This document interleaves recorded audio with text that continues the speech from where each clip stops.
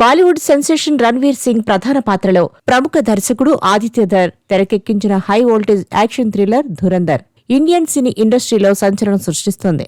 భారీ వసూళ్లతో అత్యధిక వసూళ్లు సాధించిన టాప్ 10 భారతీయ చిత్రాల జాబితాలో ధురంధర్ 7వ స్థానానికి చేరుకుంది. డిసెంబర్ 5న విడుదలైన ఈ చిత్రం ఇప్పటికే 1100 కోట్ల మార్కును దాటేసింది.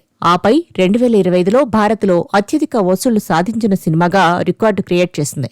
ఇప్పుడు కూడా చాలా చోట్ల హౌస్ఫుల్ కలెక్షన్స్ తో దూసుకుపోతోంది.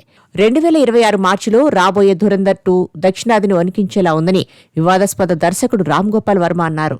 హిందీతో పాటు దక్షిణాది అన్ని భాషల్లోనూ ధురంధర్ 2 సినిమా విడుదల కానుంది. ప్రస్తుతం సీక్వెల్ కు సంబంధించి పోస్ట్ ప్రొడక్షన్ పనులు జరుగుతున్నాయి. ప్రముఖ దర్శకుడు ఆదిత్య ధర్ తెరకెక్కించిన high voltage action thriller Dhurandhar ఈ సినిమా ఓటీటీ రైట్స్ కోసం నెట్ఫ్లిక్స్ ఏకంగా 285 కోట్లు ఖర్చు పెట్టింది. గతంలో పుష్ప 2 మూవీ డిజిటల్ హక్కులు 275 కోట్లను అధిగమించి అమ్ముడయ్యాయి.